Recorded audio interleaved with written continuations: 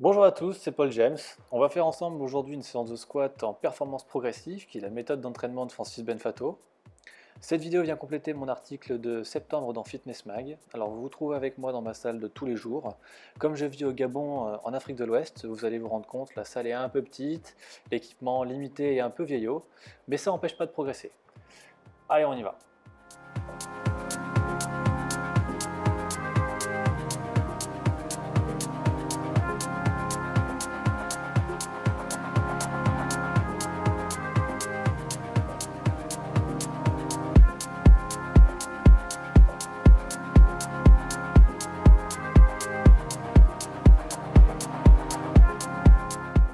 Alors voici l'échauffement que je vous propose avant d'effectuer les squats façon ppm. L'objectif de cet échauffement, ça va être surtout la détente, la souplesse et la mobilité des différentes parties du corps qui sont engagées dans la réalisation des squats. Donc il va s'agir ici de se sentir bien, de se sentir libéré physiquement et d'échapper à toutes ces petites raideurs qui ont pu s'accumuler soit si on s'entraîne le matin durant la nuit, soit si on s'entraîne en fin de journée, au travail, en étant assis toute la journée à son bureau par exemple. Donc on va chauffer, améliorer la souplesse et la mobilité de la colonne et du bassin, des hanches, des genoux, mais aussi des chevilles. Enfin bref, de toutes les parties du corps qui vont être engagées dans le mouvement des squats et qui vont nous limiter dans l'amplitude du mouvement. Parce que notre objectif, et un des principes de la ppm, c'est de systématiquement réaliser tous les mouvements qu'on effectue en amplitude complète, c'est-à-dire l'amplitude complète morphologiquement parlant, et en prenant en compte la souplesse de chacun.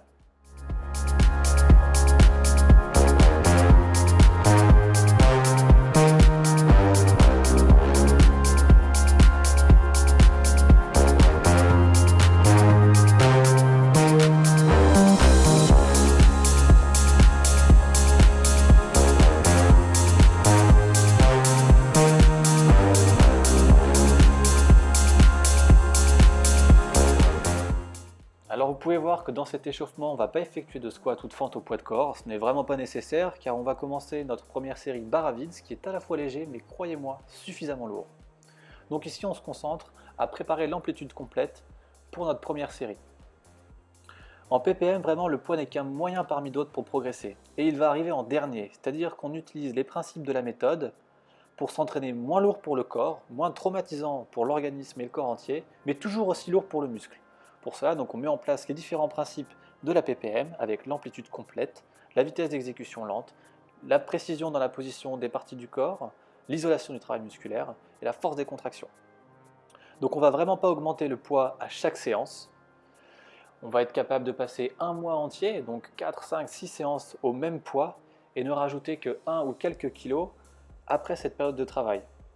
Vraiment, l'augmentation du poids se mérite et surtout, elle vient en dernier dans les différents éléments de la méthode qui permettent de progresser.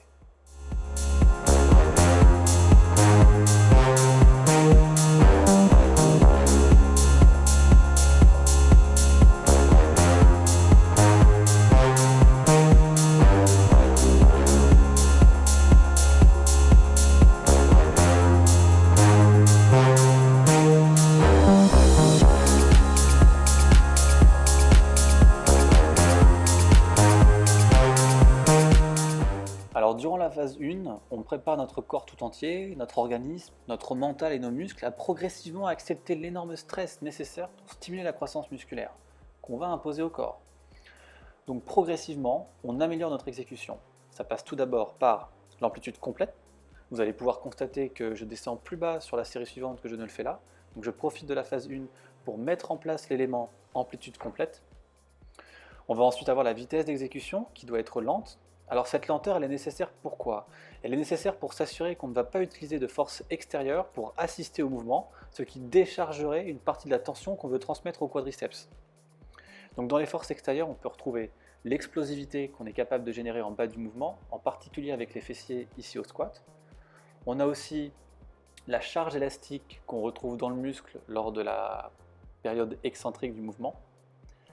Et puis enfin, l'inertie, donc plus on va vite et plus on décharge de la tension dans le muscle. Donc si vous vous demandez quelle est la vitesse maximale que vous allez pouvoir utiliser, c'est en gros la vitesse qui vous assure que vous n'utilisez aucune de ces forces extérieures. Donc là, en série 1 de phase 1, je vais lentement, mais c'est déjà le plus vite que je puisse aller.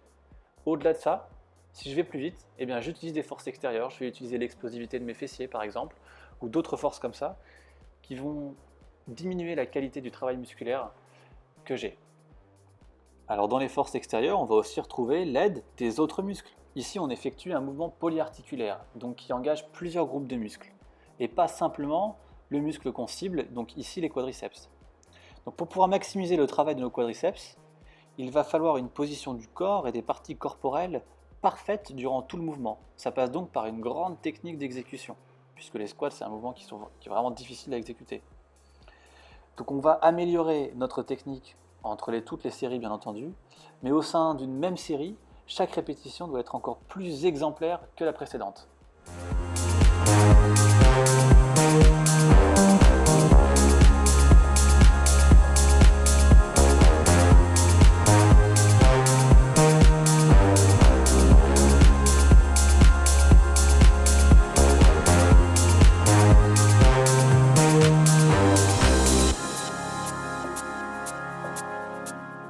Un des éléments qui est vraiment au cœur de la PPM, c'est la force des contractions musculaires qu'on est capable de générer en haut du mouvement.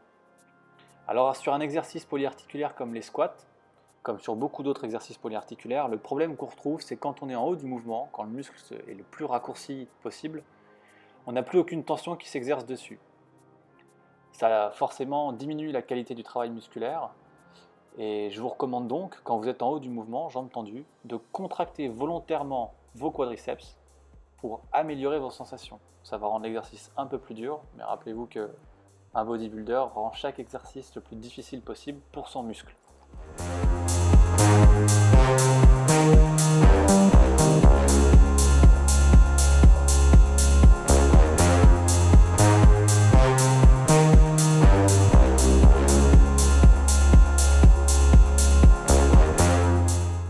Alors vous avez vu là, j'ai fait une petite moue, j'étais pas content. Pourquoi? En fait, j'ai senti que j'étais remonté un peu trop vite sur le haut du mouvement et j'ai perdu une partie de ma tension dans les quadriceps. Je l'ai senti. C'est pour ça que j'étais pas content de ma répétition. Et celle d'après, je me suis exercé à la faire vraiment parfaitement. Donc ça peut vous arriver. La question de la tension, en PPM, ce qu'on cherche à faire, c'est dès qu'on est en bas du mouvement, vous devez chercher la contraction dans le muscle. Vous devez chercher la tension dans le muscle que vous travaillez tout de suite. Dès que vous la sentez, eh bien vous l'emmenez, vous traversez la difficulté pour emmener cette tension jusqu'au haut du mouvement, lieu des fortes contractions. Donc si vous allez trop vite, vous allez perdre la sensation de tension. Si votre position est mauvaise et que vous utilisez d'autres muscles pour vous assister à lever la charge, vous allez perdre la tension dans le muscle. Si vous vous déconcentrez, vous regardez une fille passer par exemple, vous allez perdre la tension dans le muscle.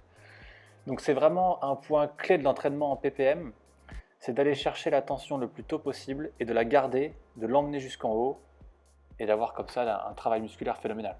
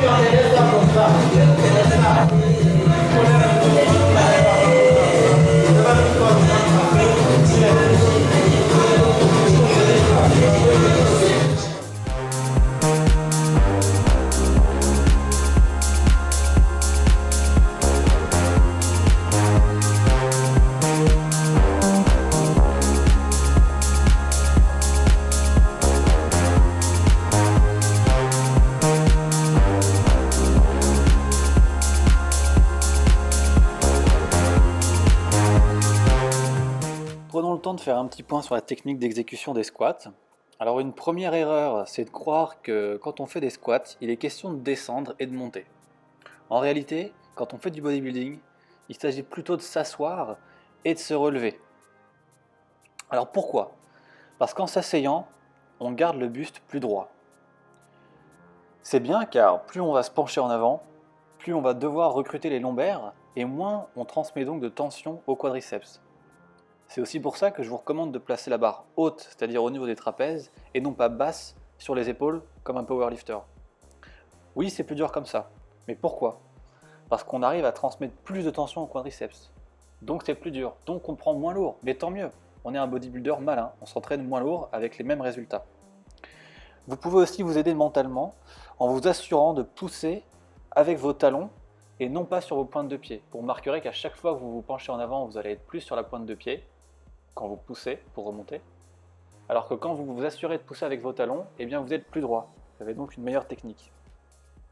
Et même, je vous recommande de pousser avec les talons, mais avec l'extérieur des talons, ce qui va vous aider à ne pas laisser vos genoux rentrer vers l'intérieur, ce qui, à terme, les détériore.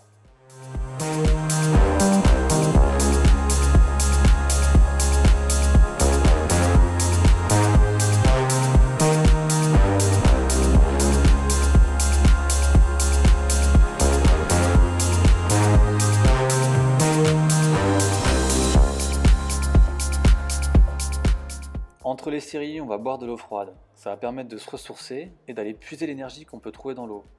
On va aussi marcher. Alors marcher, ça va permettre tout d'abord de s'éloigner de la zone de stress où on effectue nos mouvements. Ça va aussi nous détendre notre corps dans lequel s'est accumulé des tensions. Vous avez pu voir que les séries sont relativement longues du fait de la vitesse lente d'exécution. Donc en marchant, on va se détendre. On va mieux assimiler l'eau et se ressourcer pour attaquer dès qu'on se sent prêt la série suivante. Alors ça peut être 1 minute 30, 3 minutes ou même plus après l'arrêt de la série suivante. Dès qu'on va se sentir prêt à retourner sous la barre et supporter le stress nécessaire, et ben on y va.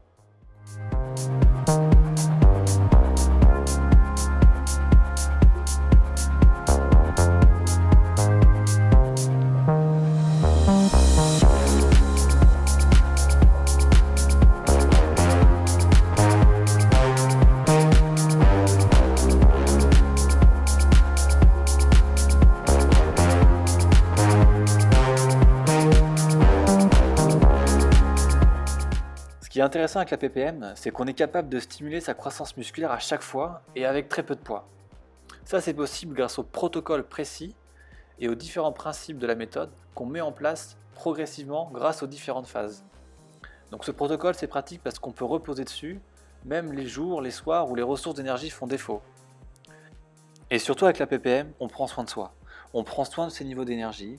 On ne va pas à l'épuisement inutilement en enchaînant exercice après exercice, série après série, en croisant les doigts et en espérant que ça marche. Non, on monte en puissance jusqu'à atteindre stratégiquement et progressivement un niveau de stress nécessaire pour réussir à stimuler, envoyer le message de croissance musculaire. Et là, on s'arrête. Retour au calme. On garde notre énergie pour 1. Récupérer du traumatisme et des dégâts qu'on vient d'imposer aux muscles. 2. Produire du nouveau tissu musculaire une fois qu'on aura récupéré. Et 3. Garder un maximum d'énergie pour être d'attaque pour la prochaine séance d'entraînement.